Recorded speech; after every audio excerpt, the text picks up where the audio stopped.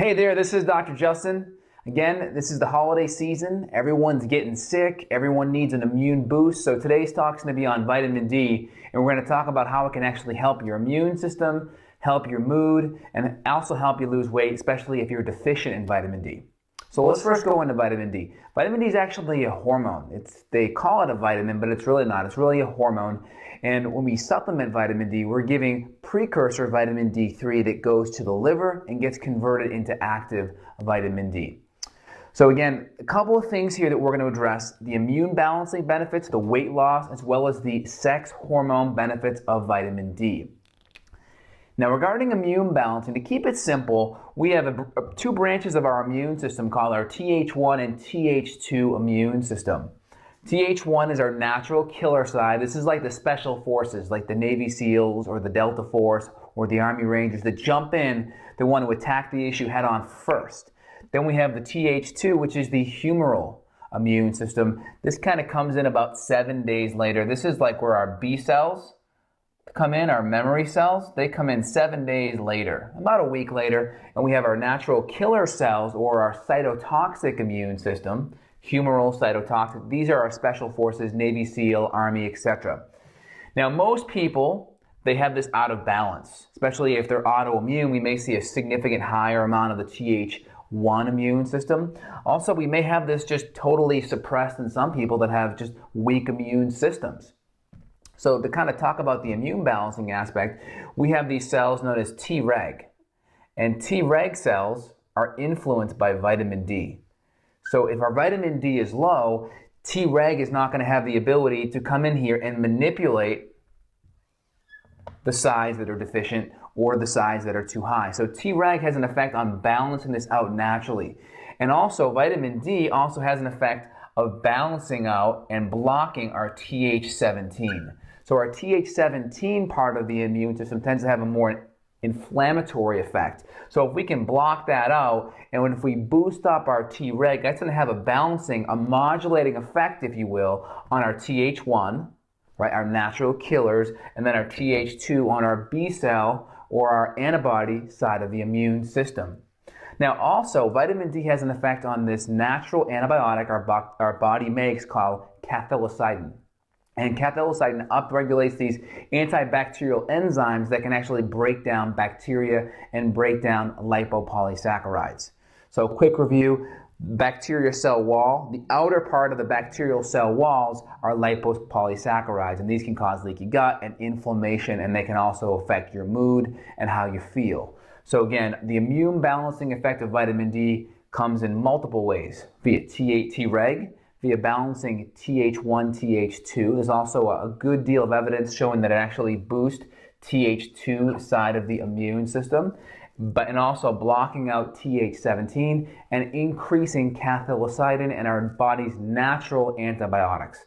That's the benefits from an immune perspective. Weight loss. My father actually came to me recently saying, "Hey Justin, I changed my vitamin D last month. Nothing else has changed in my diet and I've lost 10 pounds.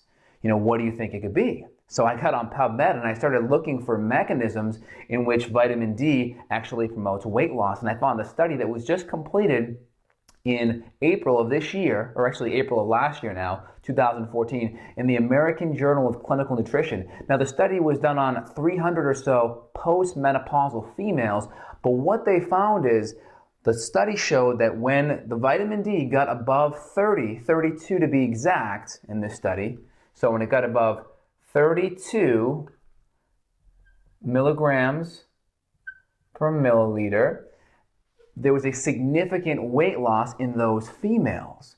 And what the mechanism that suggested is that vitamin D has an effect on insulin.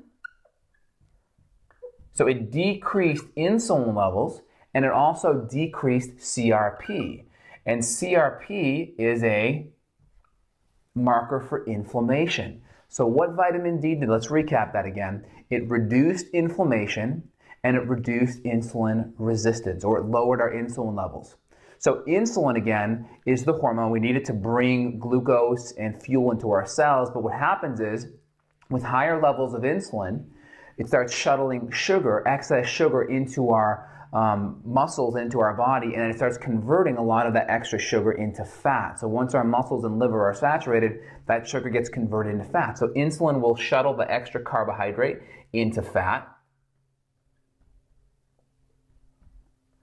And it will also, with the CRP side of it, increase inflammation, will increase cortisol and adrenaline. That will then thus raise our blood sugar. With higher blood sugar, we're also going to have a higher amount of insulin. So inflammation increases insulin, poor diet increases insulin, and vitamin D has an effect on lowering inflammation and also lowering insulin. Inflammation's lower, we're not going to have as much stress hormones that would naturally increase blood sugar again. So a little bit complicated there, but again, the study was pretty conclusive that once you got to 32 or greater, there was a significant reduction in weight loss for those female patients. Now again, I can't extrapolate it to all people in society, but I think it's definitely a must to get your blood levels of vitamin D above 32. I recommend 50 to 80 or even 60 to 100. Autoimmune patients should be closer to 100 just because of the effects that vitamin D has for autoimmune patients. I'll put 2 or 3 different studies that I read that referenced all of this information so you can take a look at the actual sources. So weight loss, really great benefits there. Also sex hormones. So vitamin D has an effect on sex hormone production.